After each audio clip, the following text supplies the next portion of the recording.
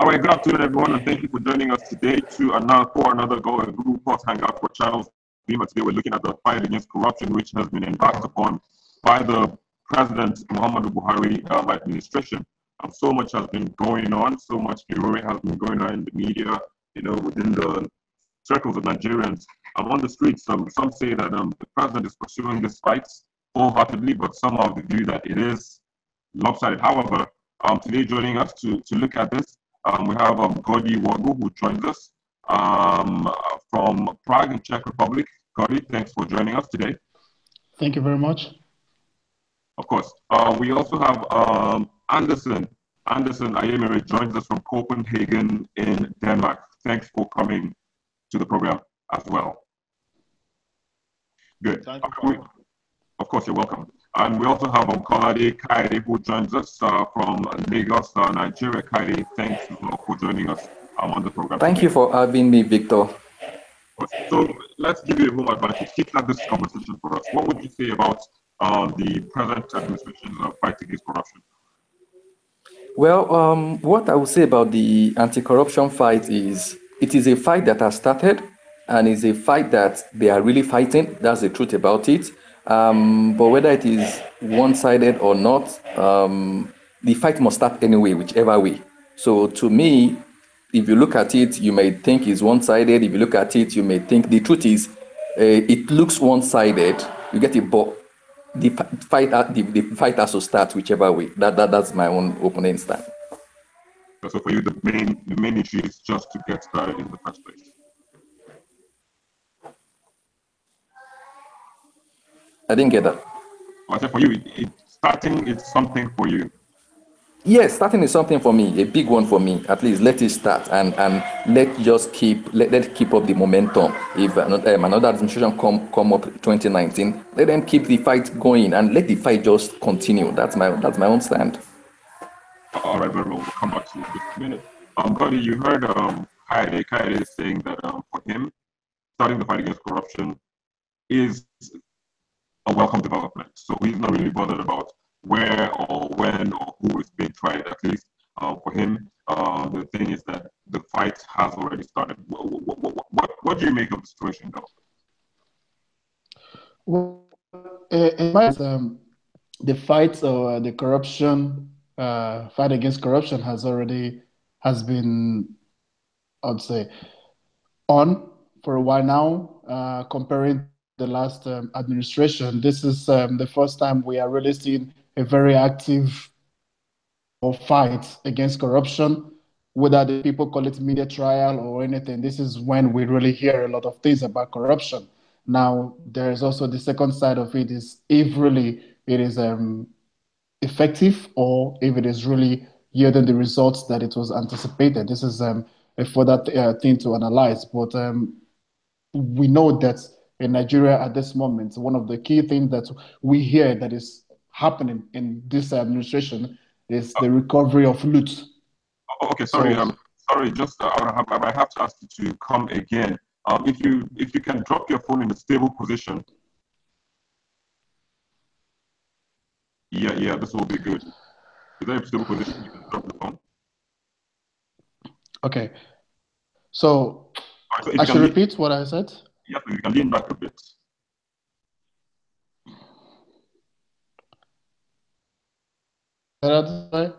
Yeah, this is good.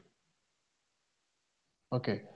All right. So what I said that your son is a bit of a distraction. Okay. Yeah, good. Yeah. Okay. All right, thank you. Go ahead. Okay, so let me repeat what I just said.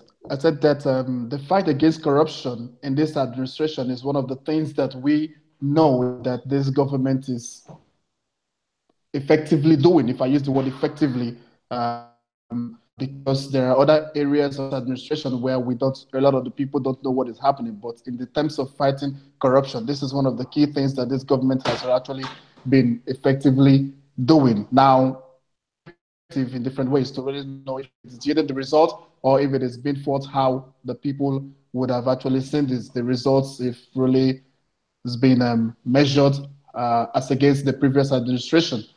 because every administration said they fight corruption.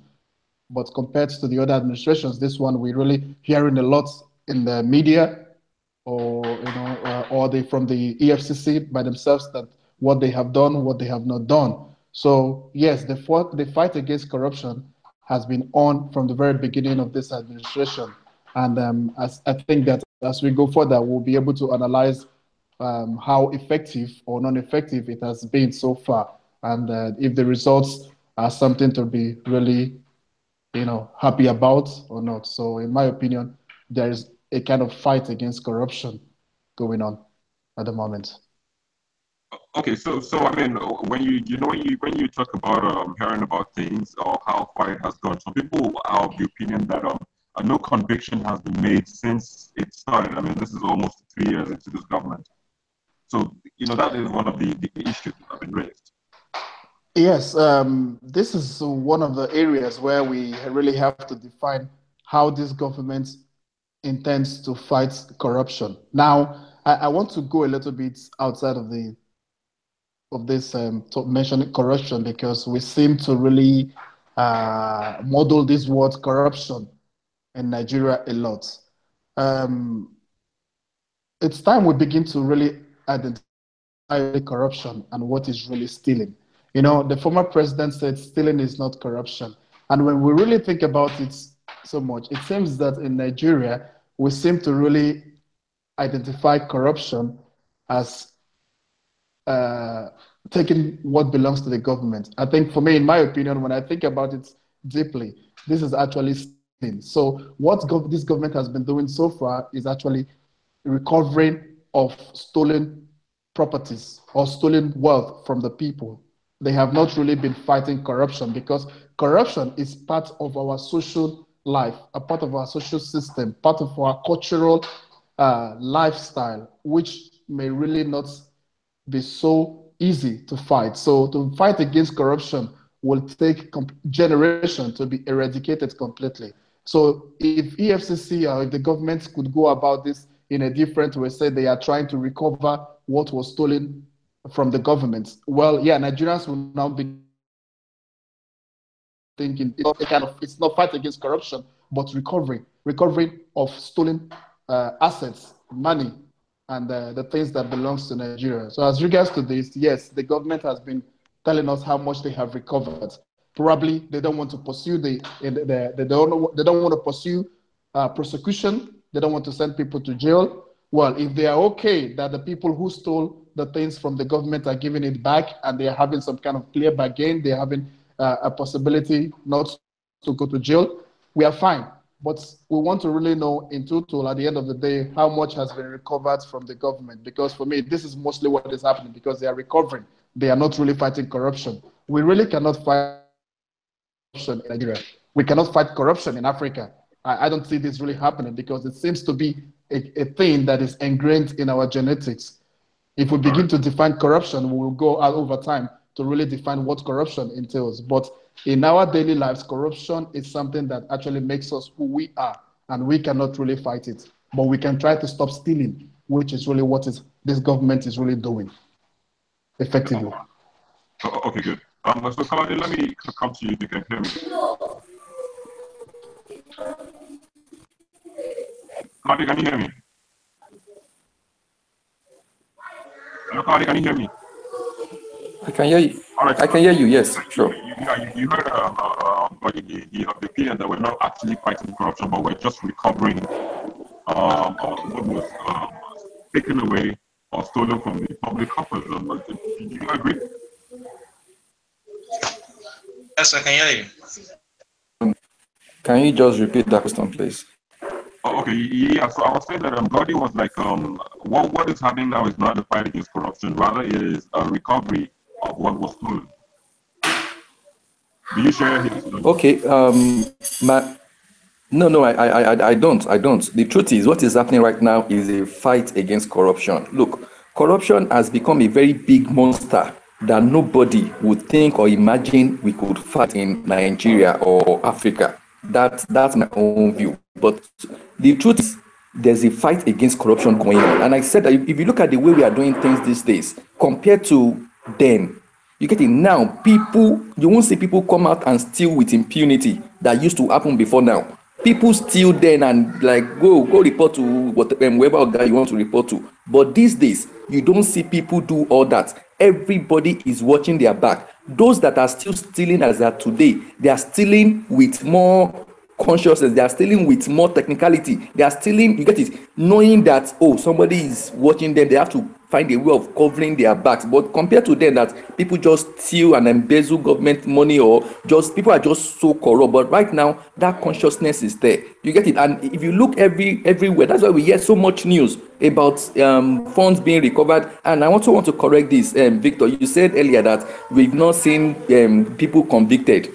That I don't think that's true, because the truth is people are being convicted. Just few days ago, we learned about an appeal case against one a state accountant general or something like that, giving him 70 years. Somebody they could have set free to say, oh, you are discharged and acquitted or something. I don't know, but there was an appeal against that judgment, and they gave him 70 years.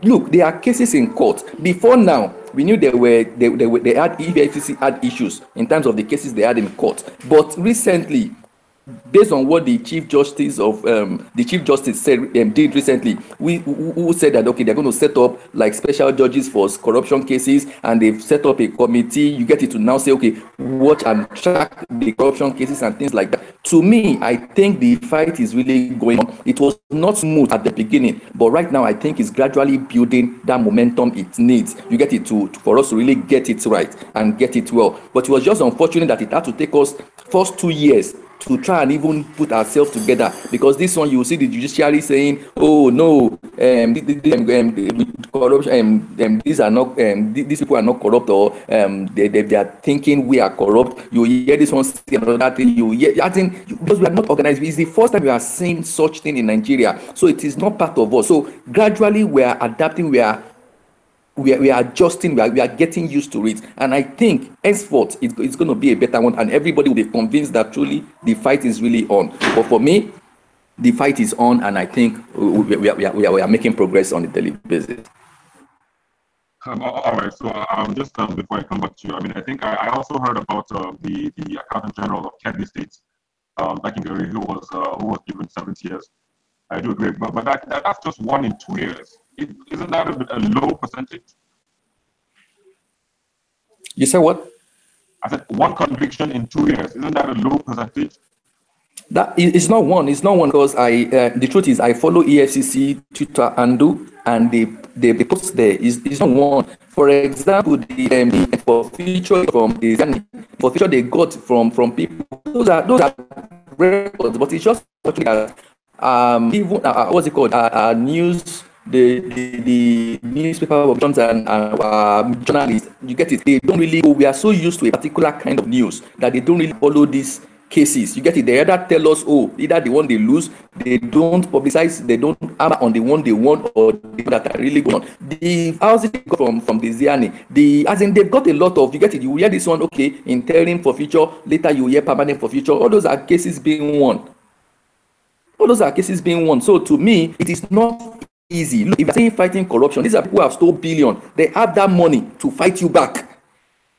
The best lawyers, and you will see that okay, under technicality they will lose this one. So it is not an easy thing, and that's why I said gradually we'll continue to see more progress, because when we started, it is a system we were not used to. So it is indeed a change that we are seeing, and for us to adapt to that change, it's not just going to be you take it and I collect it. We are talking about those who are stole billions, for God's sake. So you think they have the resources to fight back, and indeed they fought back. But right now, I think the government have seen the lapses, and right now they are also now saying ways in which they can now tackle them in fighting back to have the upper hand.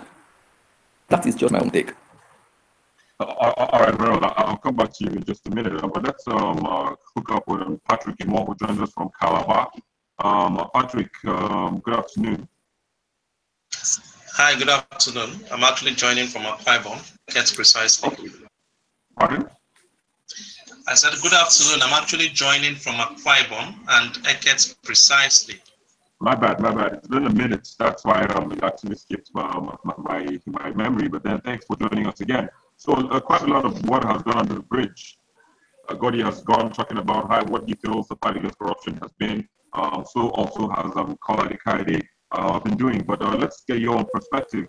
How would you look at, or in your own perspective, how would you say this fight against corruption has been going 2 years since the president took over the matter of leadership? Okay, so in my own perspective, the fight against corruption has actually been lopsided. Though the fight is real, but I don't think the fight has really been all-rounded as to really going against the in this our society. And you have our president pushing this fight to members of the opposition party. I mean, which member of the ruling party have we really seen tackled by the EFCC over corruption charges? So I really don't have much facts about this. I really don't have much to say about it. But in my own perspective and in summary, the fight against corruption has been real, though lopsided.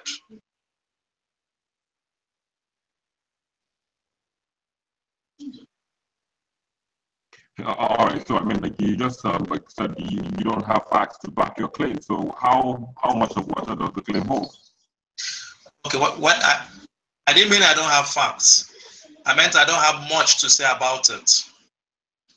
Okay. So let's even if you say that it's lopsided, apart from those you said, are there any members of this government that you think should have been prosecuted or hassled by the EFCC that are still working free? Yeah, definitely. We have people like Amechi. So what's the corruption case against him? What's the corruption case against him from my own perspective? Not your own perspective, from the perspective of what it is. Is there any allegation? Is there any allegation? Is there any panel that was set up to, that came up with a report, indicting him? I mean, is there any substance out there that are presented to the court or the EFCC or anyone that you're trying to cite? Okay, so while he was governor from Rivers State, I'm bearing on the fact that Wike is now governor.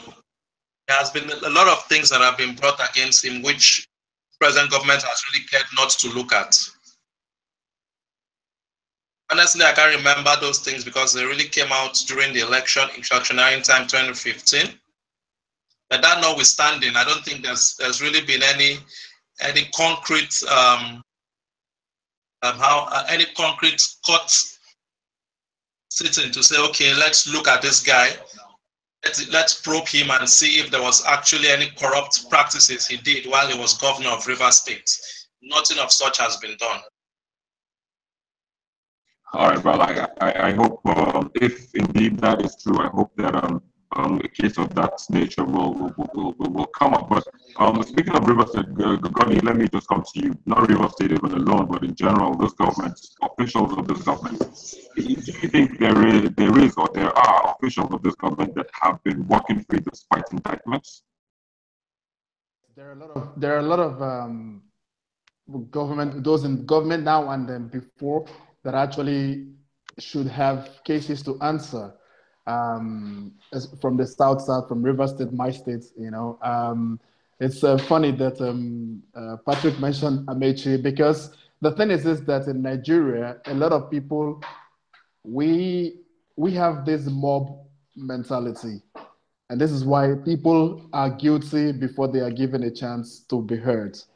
And that is why I said at the onset that if this government will go about, or if those fighting corruption will go about defining the structure of what they are fighting, maybe we'll be able to have a clear idea what they have been able to achieve, because we mix up a lot of issues. I said that what this government is doing is not fighting corruption. What the government is doing is recovering loots. Corruption is a very dynamic thing.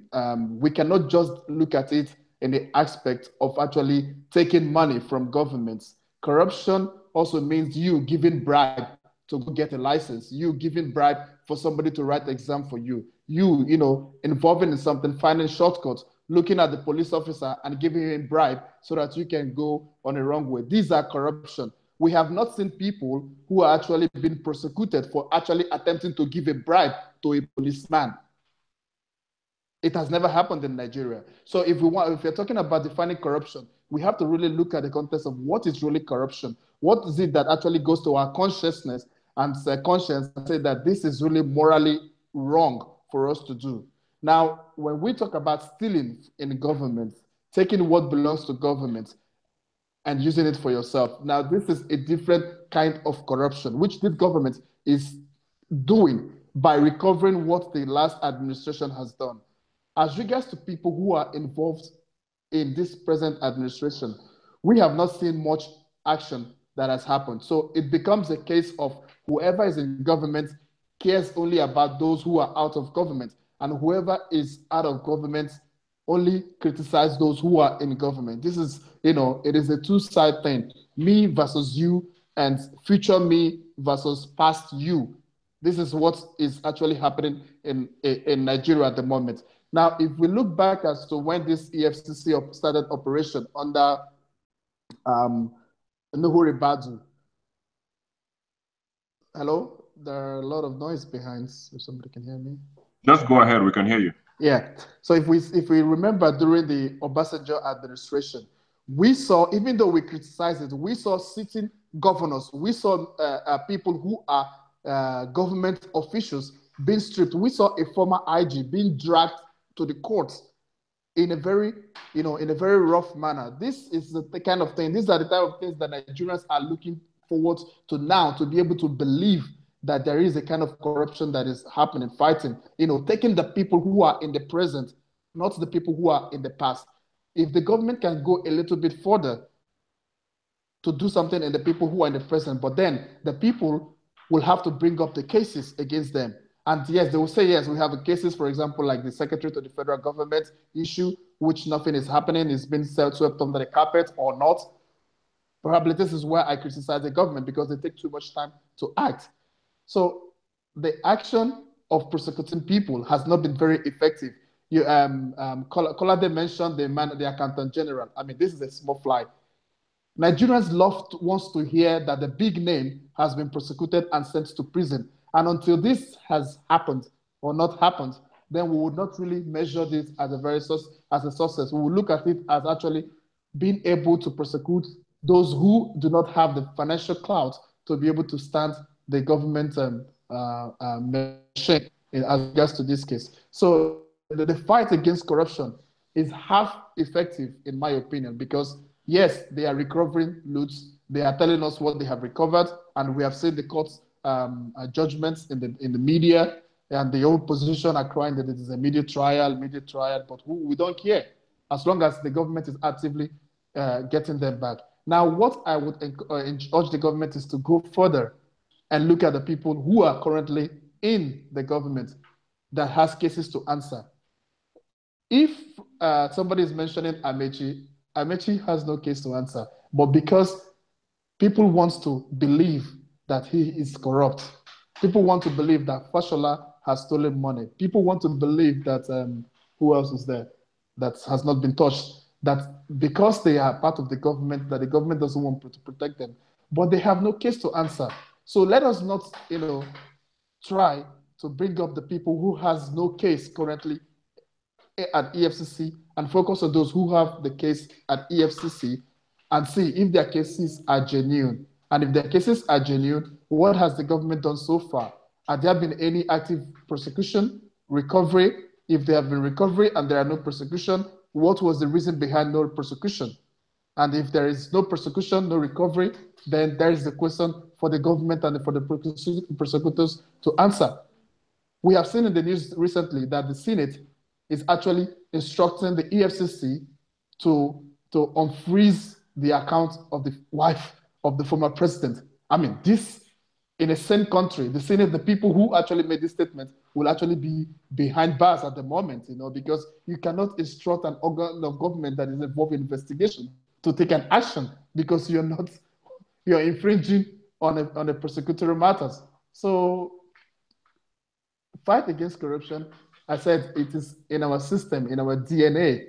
to actually be corrupt, meaning that we like to, find a way to get things done, which is, if you look at it deeply, it is not correct. And this is the kind of corruption that will take generations to be able to be eradicated.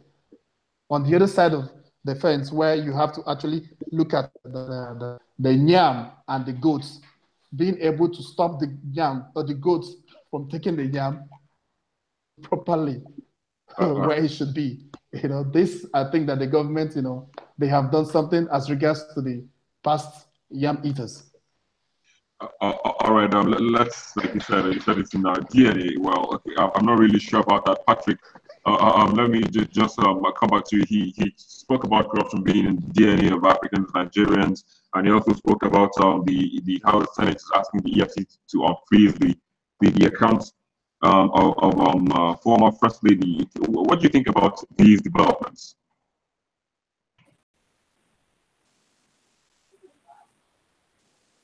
Oh, we can't hear you, Patrick. All right, we can hear you. Hello, can you hear me? Yeah, we can hear you now. Can you hear me? Yeah, I can hear you. Go ahead, Patrick. Yeah, so I was. Oh, Gotti, hold on. Gotti, hold on if you can hear me. Hello, Victor, can you hear me? Yeah, I can hear you. Go ahead. Yeah, so I was saying I want to beg to differ as to the fact that corruption is in our DNA. I totally disagree with that. We were born to learn to be corrupt in this country. We weren't born corrupt.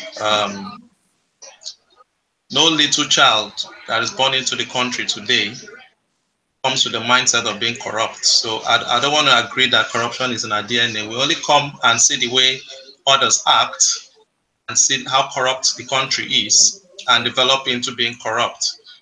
I tell you sincerely, if you have a Nigerian born outside Nigeria, he could grow for years, say 40 years, and not be corrupt. Society that has put us where we are today. So I totally disagree to the fact that corruption is in our DNA. No way. All right, very well. Kanye is back. Kanye, so, just when you left, in concluding, Gotti has spoken about how corruption is in the DNA of Africans and Nigerians as well. But he also made mention of the fact that it is wrong for the Senate to ask the EFCC to unfreeze the account of former First Lady, Patience Jonathan. Do you agree? I didn't get the second part, but I think I want to toe the line of Patrick. Corruption is not in our DNA. Not all Nigerians are corrupt. We were born into a system. There was a time in this country where people don't really embezzle the way they are embezzling right now. There are times in this country where you still see you leave your market on the roadside and nothing happens to it. You get it? But things change. That means some people taught people how to do these things. You get it? And we're born into a system. The system taught us to be corrupt. Not that it's in our DNA. We're not born to be corrupt, but the system taught people, or the system made people to be corrupt. And which, if we get the system correct, we can reverse that case. So about the second one, I didn't get the second question. Okay, so the second question, I was actually asking that, there was a development where the Senate was asking the EFCC to unfreeze the account of former First Lady. Can you hear me? I can hear now, yeah. To unfreeze the account of the former. Yeah. So what do you think about that development? Okay, it's not proper for that to happen. Okay, to me, if it's about the account of the former First Lady, that is exactly what we are saying. Look, if you even sit down to look at it from a layman's perspective, the former First Lady was a commissioner in a state. Even as a commissioner or as the First Lady, even as the president of the country, the amount we are talking about here that is found in her account, she needs to give explanation of how she made this money. If people gave her as a gift, we need to know those who brought such a gift and why she collected such a gift. So the amount involved here is mind-boggling and is not what one should just. So if the court is saying unfreeze it, it's because she has the money to get the best hands in terms of lawyers to defend her case in court, to find loopholes in our judicial system. And those are the setbacks we had. And right now, I think the government too have seen those setbacks And right now, I think they are trying to block such loopholes. That's why I said earlier that everything still boils down to the fact that some people have enriched themselves through corrupt means so much that they have the means and the resources to fight the system.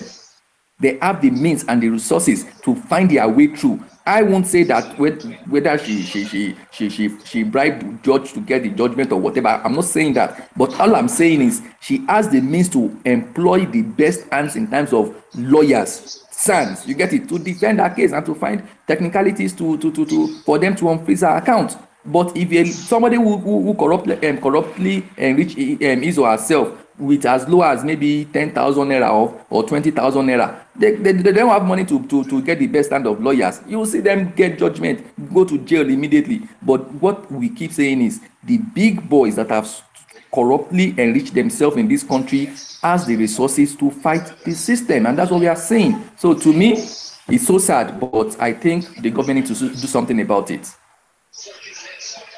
All right, so just in wrapping up, how would you define corruption? You said what? How would you define corruption? Is it okay? Corruption is just enriching, as in taking what is not yours. Taking what is not yours. Get it? To me, is corruption. Taking what is not yours. You get it? I will classify that as corruption, because corruption is just simply either you enrich yourself in monetary terms or you enrich yourself in that. Look, stealing is part of corruption. In one way, stealing is corruption. In another way, a mere lie, we can wrap it around being corruption. It depends on what the end result of what you get from it. That's the way I see it. So that's why the former president says stealing is not corruption. But corruption is a broad thing. It's just a broad statement.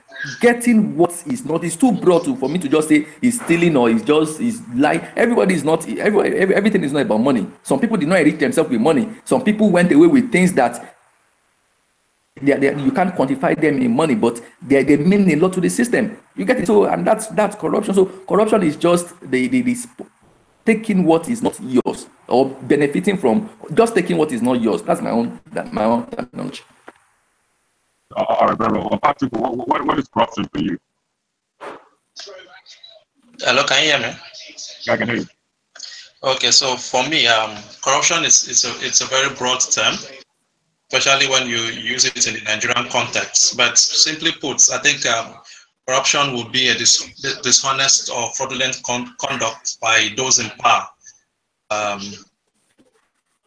It could vary, like I said, in the Nigerian context, it could mean a lot of things, but in summary, it's just a dishonest or fraudulent conduct, basically by those in power. That's my definition of corruption.